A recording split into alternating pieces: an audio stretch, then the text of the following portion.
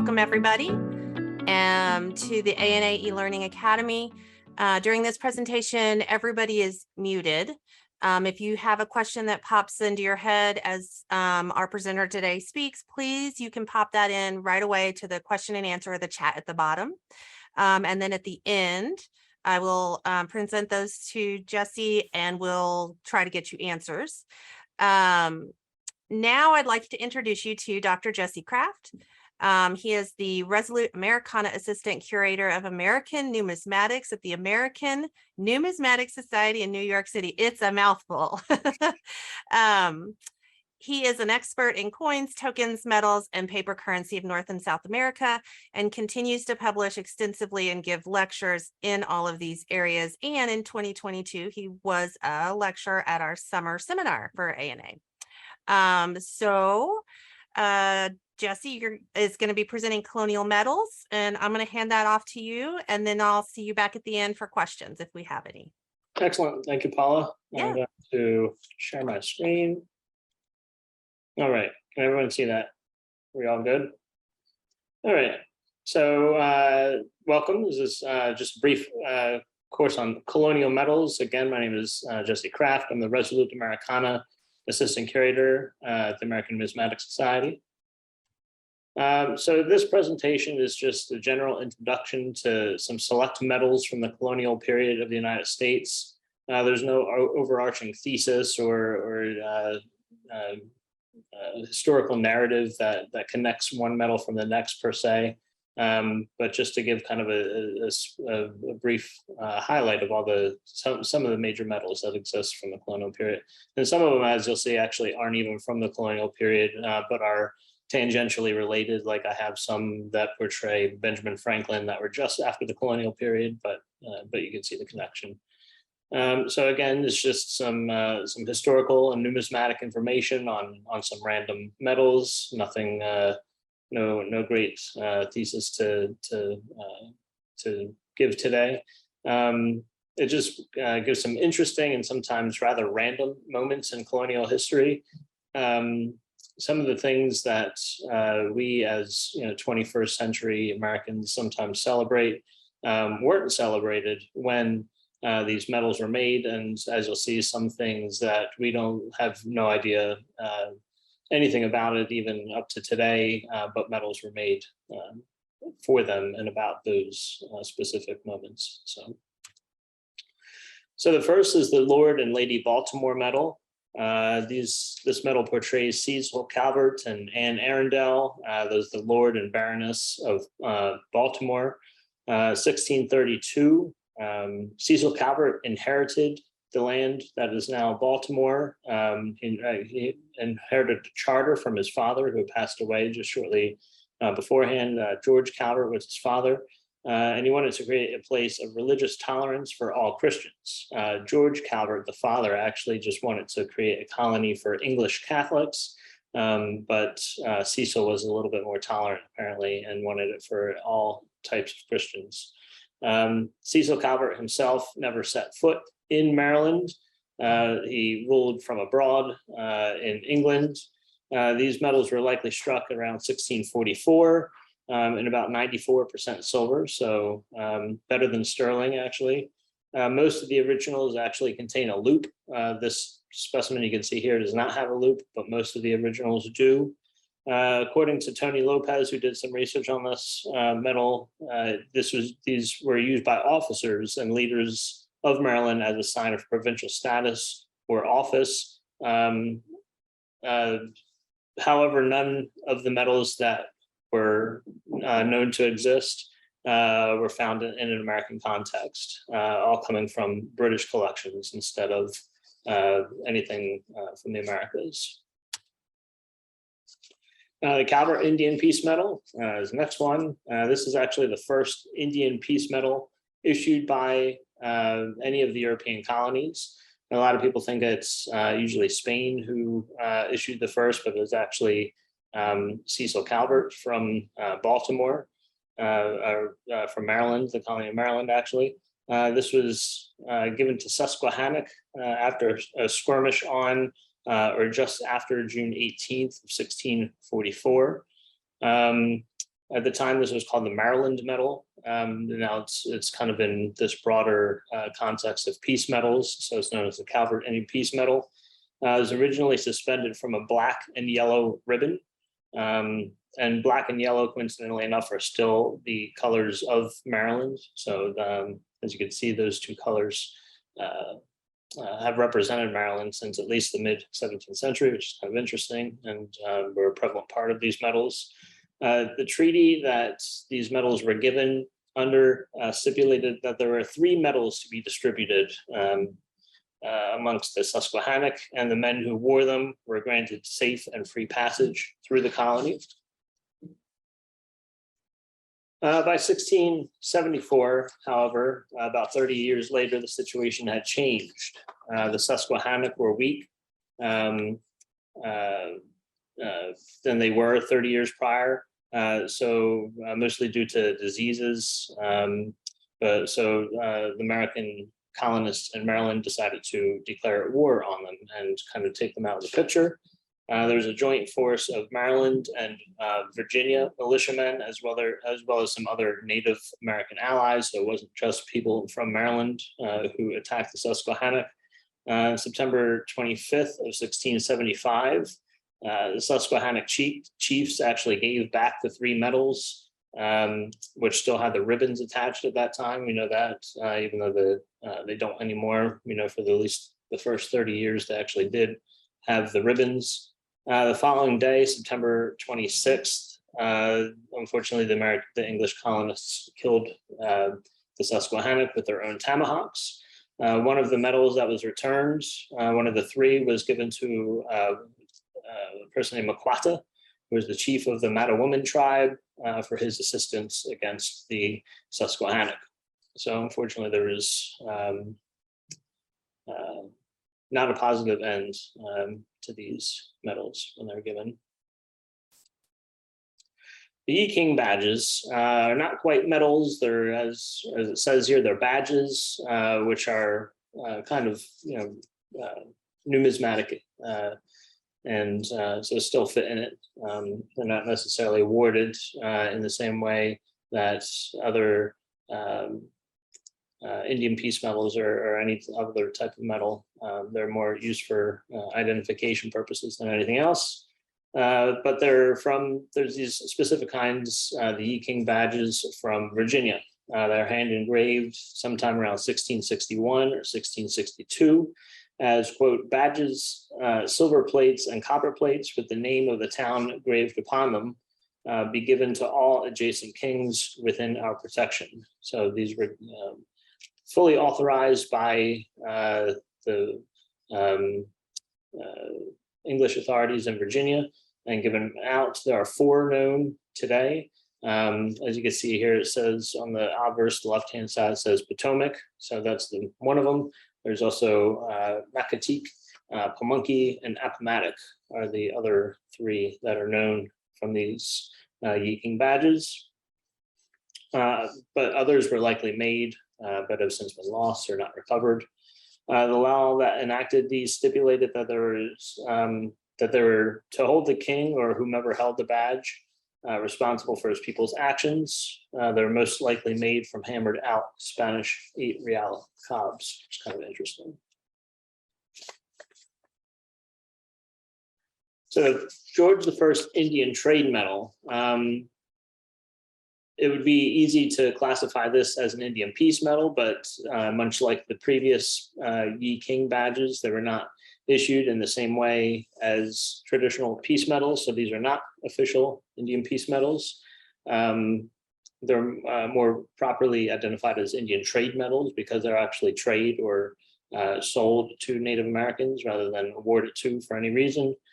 George I did not issue any peace medals. So this is kind of the closest you can get to an Indian peace medal, but again, not a peace medal.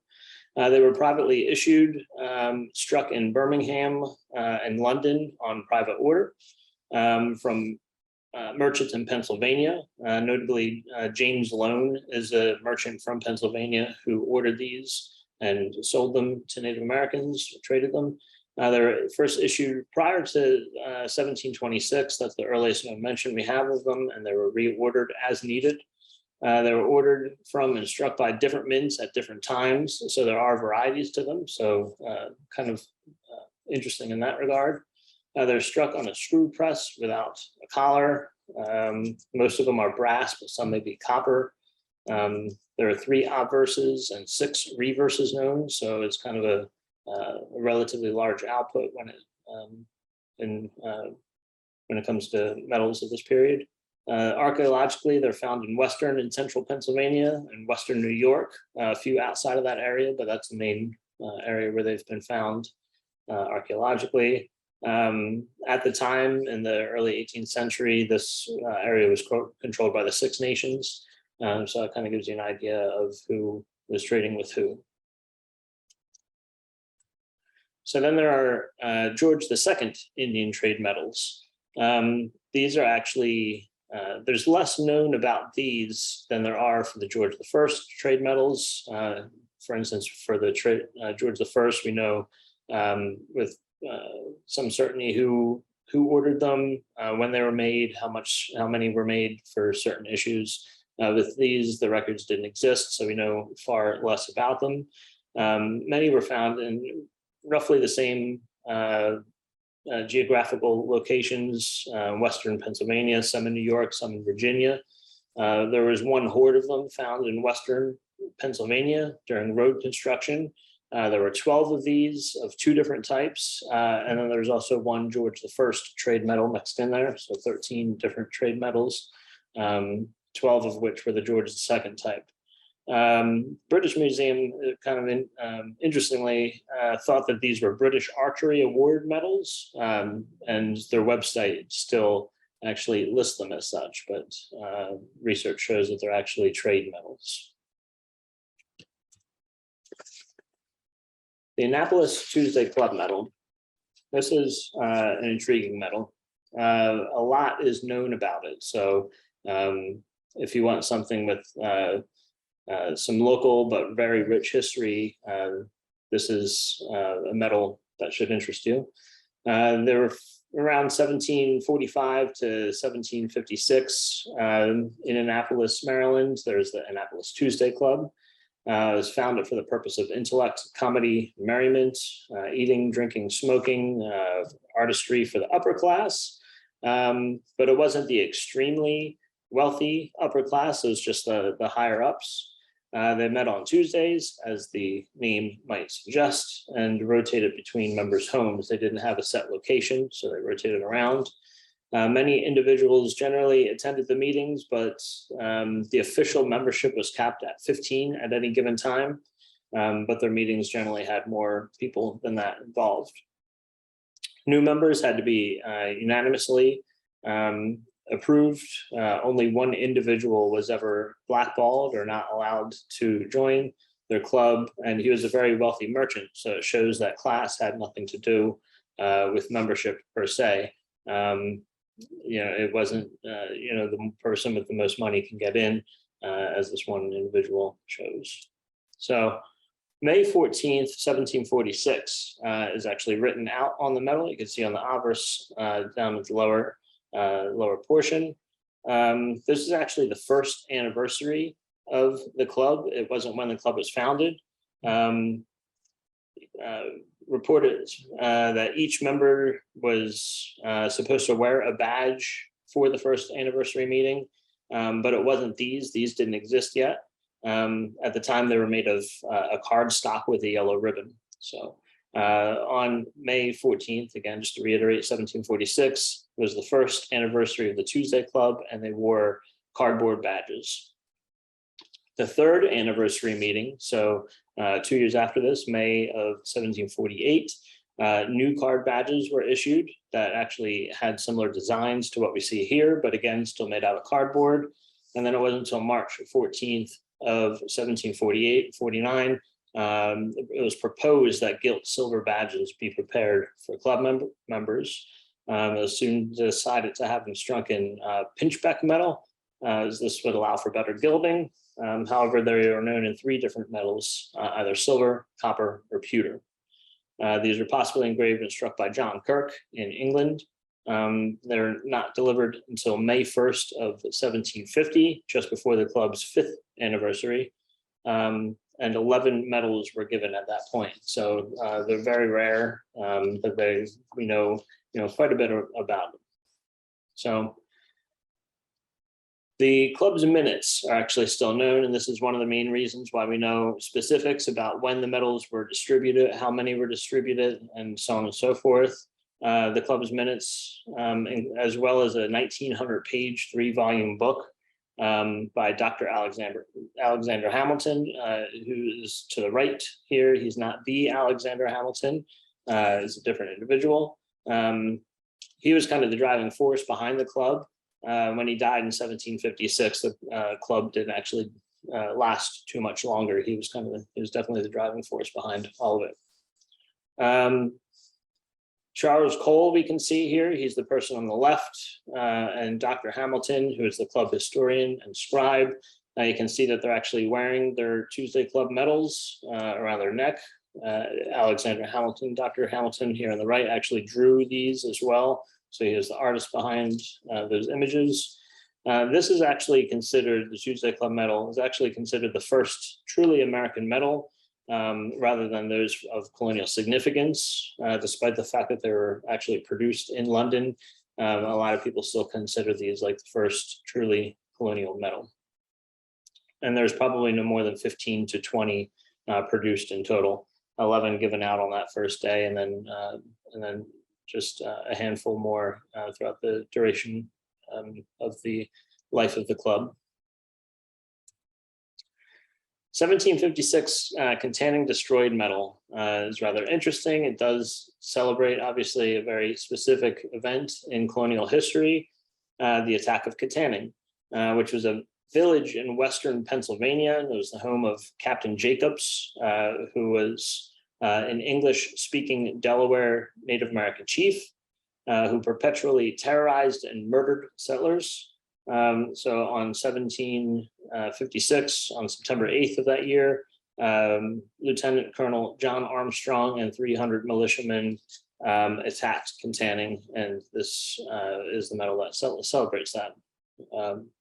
Historians now debate the importance of that event, whether it was truly important for historical purposes of the colonial period, but contemporary Pennsylvanians did consider it important enough to celebrate it with this medal. So it was a tremendous relief and victory for them, no doubt.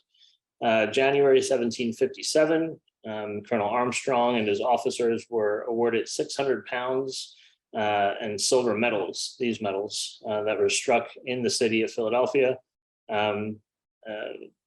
Armstrong supposedly divided the 600 pounds amongst his men, and then kept some of the silver medals for himself. So these are actually the very first medals that were struck in the British colonies, in what is now the United States.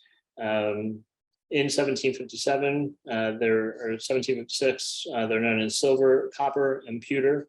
They're designed and engraved by Edward Duffield, who is a Philadelphia watch and clock maker, is the mechanical genius, friend of both Franklin and Rittenhouse, founder of the American Philosophical Society, member of the Library Company of Philadelphia.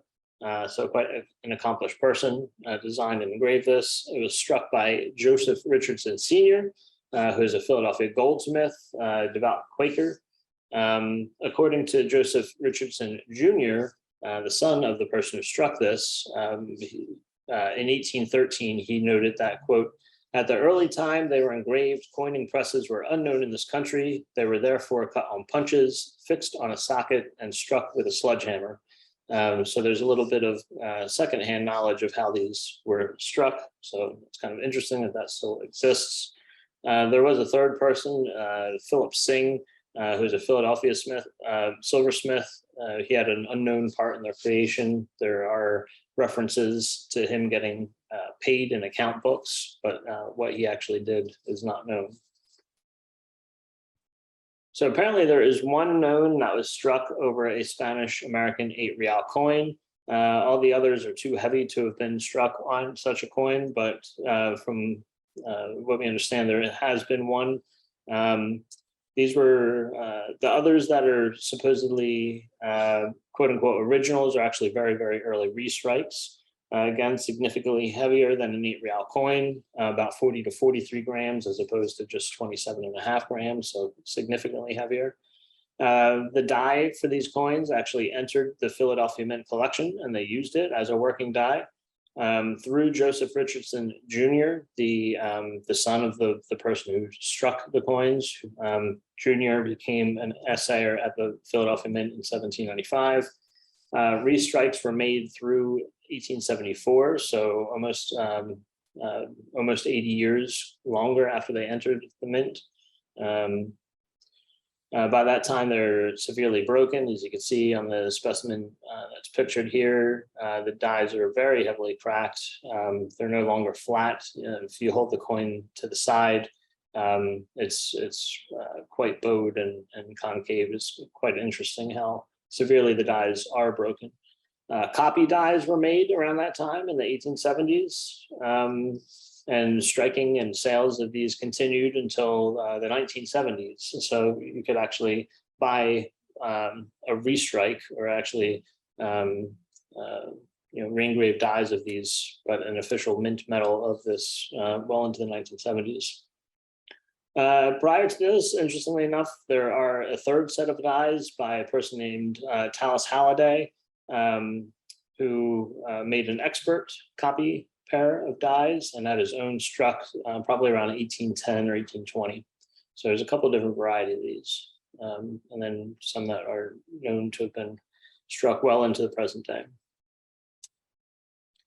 So the 1757 Indian Peace Medal is similarly related to the Kittanning destroyed medals in that they were made by the same individuals. This is often called the Treaty of Easton Medal, but it wasn't actually given, awarded as an Indian Peace Medal at the official Treaty of Easton. As you'll see, instead it was struck during the tumultuous period between Pennsylvanians, the indigenous English and French relationships. Several attempts at peace were tried during this period, but the official Treaty of Easton didn't occur till 1758, so the following year, and this was just in one of the attempts to create peace during the period. It was commissioned by the Friendly Association as gifts to induce Native Americans to attend an earlier 1757 conference that was coincidentally also held in Easton, but no physical treaty was had at that time. So all of the originals, unlike the Kittanning medal that we only know of one, for the 1757, all of them are known to have been struck on Spanish-American 8 real coins. Just like the Kittanning destroyed medal, they were engraved by Duffield and struck by Richardson. Like the 1756 counterparts, the 1757 Indian Peace Medals became property of the U.S. Mint through Joseph Richardson Jr. and restruck the medals into oblivion through about 1875. Again, as you can see, the dies were very, very heavily broken, heavily warped, creating some interesting pieces.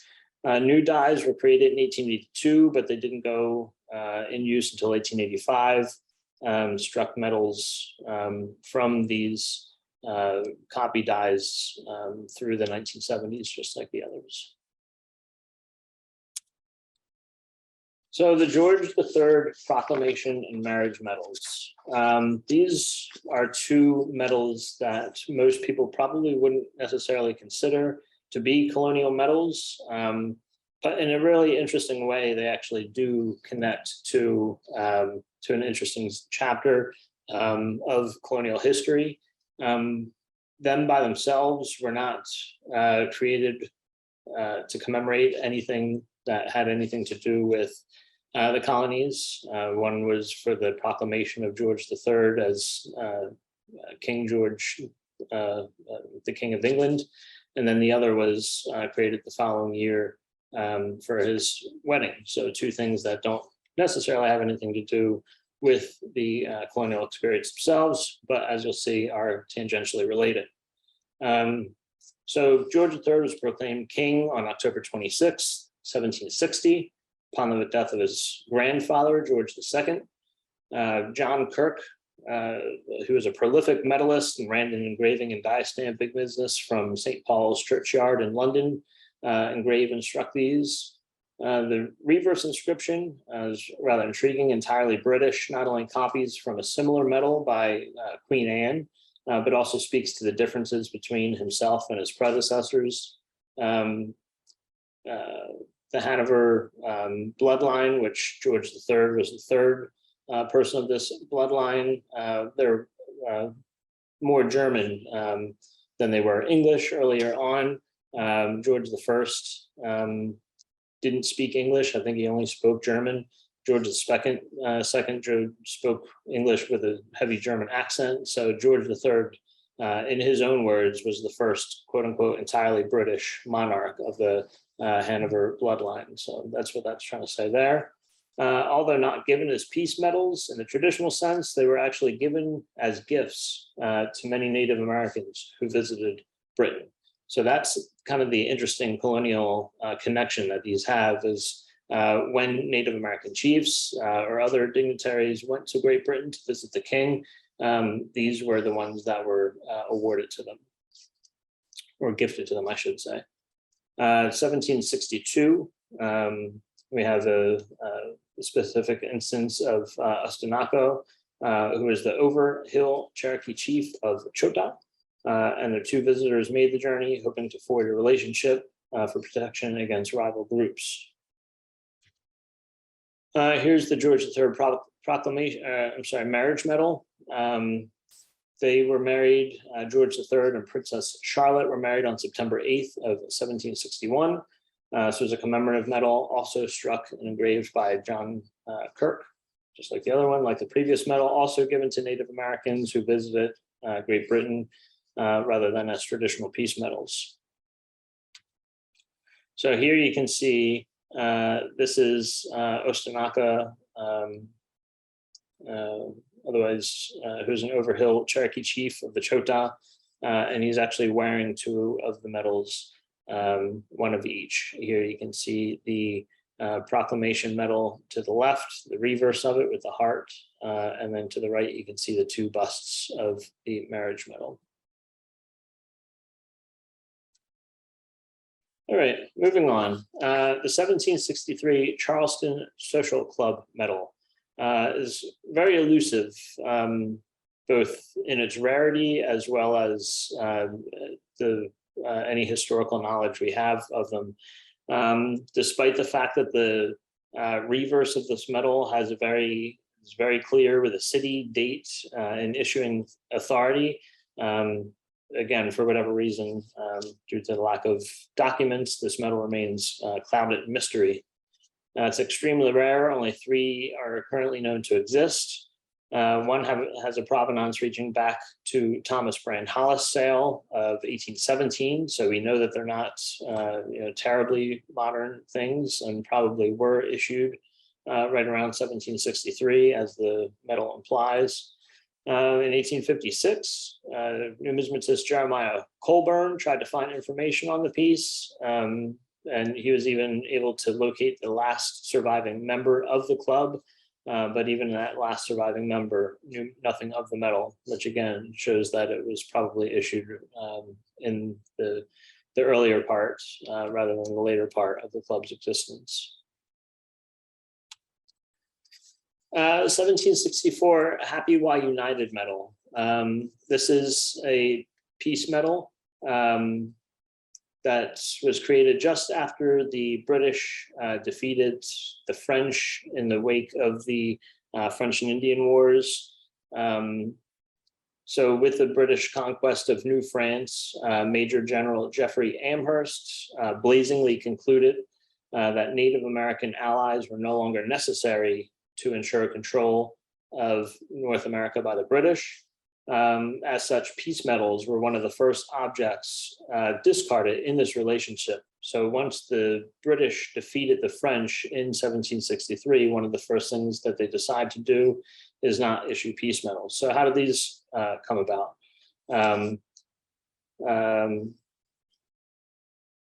This break in relationship, which was not only, of course, related to the peace medals, but in many different things, most notably, various forms of trade of things that the Native Americans relied upon. This led to another war called Pontiac's Rebellion that occurred from 1763 to 1766. This was led by Chief Pontiac, who was able to create a confederacy of natives that consist of Ottawa, Ohio, and Illinois people against the British. Amherst could not contain the fallout. He was recalled and replaced by Major General Thomas Gage. So Thomas Gage was a little bit more understanding to the benefits of a positive relationship between the British and the natives, and he kind of reversed this this tactic by Amherst. At the urging of British Superintendent of Indian Affairs, Sir William Johnson, peace council was held at Fort Niagara in 1764, in July of 1764. Pontiac and other leaders in the rebellion actually spurned the invitation. So Pontiac himself of Pontiac's Rebellion didn't show up, but others did. Medals were ordered, not as a peace offering, but also to replace the French medals that many Native Americans still wore. So they were offered for peace and to replace earlier French medals. April 1764, New York City engraver Mike DeBrules cut the dies for this medal. And June 1st through 26th, New York City silversmith Daniel Christian Feuchter struck, quote unquote, struck 60 of these medals. And I say quote unquote struck because they were actually two pieces that were then kind of soldered together. So two shells, so it's a hollow piece. And you can see his hallmark on the right, on the reverse side.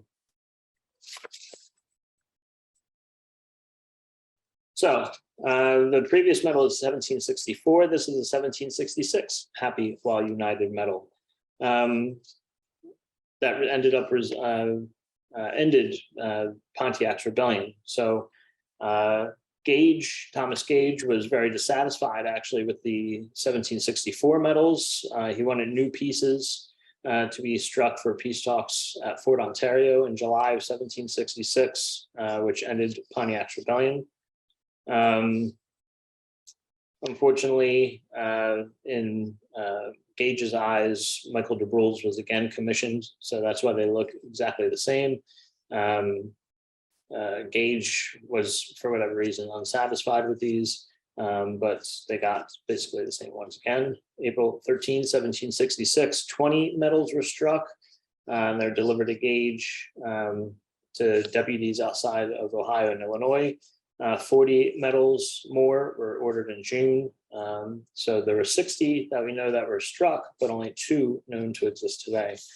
And I kind of like these, not necessarily for the design themselves, but for the loop or for where the ribbon would be attached to the medal is a peace pipe and a bird wing. So it's kind of an artistic way to show these instead of just having a basic loop. All right, the 1766 William Pitt medals. I showed 2 pieces here. The one to the right is often considered more of a token than it is a medal, and is even listed in the Red Book and stuff like that as a token/coin. But I just included them here to show that there are actually several different types of William Pitt medals. When people talk about the quote unquote William Pitt medal, they're usually talking about the piece to the left as opposed to the token to the right. But we're not sure exactly to the extent that the tokens circulated. So I just included them both here. So the medal to the left was engraved by Thomas Pingo. The reverse inscription reads, "The man who, having saved the parent, pleaded with success for her children," refers to William Pitt's successes in the 7 Years' War. So that's the man who saved the parents, and his leadership in getting the Stamp Act overturned is pleading with success for her children. So there's actually referring to two different kind of things to celebrate for William Pitt. I found these, you can see on the bottom left, there are two different mentionings of quote unquote Pitt medals that I found in an account book from a family in New York City from October and November of 1766. And they're essentially purchasing Pitt medals for 6 pence each the first time, or 5.5 pence on the second time. I don't know if they're talking about the medals or if they're talking about the tokens. I'm thinking more the medals because of the high price. 6 pence for such a little token would have been too much, but for a finished medal like that, probably would have been within the realm of acceptable. 1775 William Penn Medal. This was supposedly designed and struck at the behest of Penn's daughter-in-law. So as you know, easily alluded to, William Penn was not alive during this, but he still had family members who wanted to celebrate his life. Celebrates Penn's goodwill towards Native Americans by deeds of peace, as the reverse shows. And some of the things that he was that he accomplished with towards Native Americans was the Treaty of Shakamaxon in 1623, I'm sorry, 1683, with the Lenni Lenape Indians. This piece was engraved by Louis Pingo, who is the brother of the person who engraved the previous piece, and he was also the chief engraver at the Royal Mint in London. So Ben Franklin, kind of gearing up towards the end here. 1777 B. Franklin Americain Medallion. This is the earliest medal known to portray Benjamin Franklin. It's in terracotta, actually, so not even metal, but is still included as a medallion. It's created by Jean-Baptiste Nini, who is an Italian sculptor working at Paris in the time. It was commissioned by Jacques Donatien Larrey de Chamont, who is a friend of Franklin. And Franklin actually even resided at the Chamont homestead when he resided in Paris, so very good friends. This Chamont gentleman sent Nini a profile drawing of Franklin, and that's what resulted in this medallion. Franklin himself did see these pieces, so he was aware of their creation and celebrated it greatly. He always talked highly about these pieces. So this is made in the same year, also 1777, B. Franklin of Philadelphia Medal. Unlike the previous piece that we know who made it, who commissioned it, even Franklin's own reception to the piece, nothing is known regarding this medal, but was definitely produced around the same time, as it is definitely a medal from the 1770s. Franklin, however, never made any known comment on them, so it's not known if Franklin knew about the pieces. Today, there's perhaps about 20 known in bronze and 4 known in silver, so relatively rare, but not terribly rare, but just still kind of clouded in mystery. So this last piece, this is also often kind of lumped into coins and tokens rather than medals, probably largely due to their size. They're on a smaller size. They almost look more like jetons than they do any sort of token or medal. But this 1779 Rhode Island medal is rather interesting. It's also listed in the Red Book, just like the Pitt token that I showed earlier. The obverse of this Rhode Island medal depicts the Continental Army's withdrawal from Aquidneck Island, which is an island just off the coast of Rhode Island, in August 1778. The island is surrounded by the British fleet commanded by Admiral Lord Richard Howe. The reverse was thought to show Lord Howe's ship fleeing from Narragansett Bay in 1779. As earlier medals in this actually show a Dutch word below the ship. So if you could see where there's kind of like a ornate wreath, miniature wreath there used to be a word called vlugtende, which is a Dutch word for fleeing. So it was thought that this ship was fleeing. It was once thought that this was a British medal that was then sold to the Dutch to try and gain support for the war. But now Christopher McDowell actually did a lot of great research on this, and it's now known to actually be a satirical Dutch jeton minted in 1780, intended to make fun of the British for having to flee Rhode Island in 1779. So, so a rather interesting piece that was struck in the Netherlands, but certainly has a late colonial, early United States connection to them. So thank you. That's all I had. Just kind of 18 brief introductions. Here's some my email address. So you're more than welcome to contact me if you'd like. Going to see if there's any questions. All right, I think I stopped sharing, right? Yep, you're good. Excellent. Yeah, thank you so much. I love all the history part of that. Good. That's great. If anybody has any questions, if you'd like to pop those in now, if not, that's fine. I do want to say thank you, Jesse, for presenting, and everybody that joined in. This will be available on our website in a few days, a week, maybe, just in case anybody wants to go back and check anything. And I don't see any questions popping in, so I think we're going to say thank you.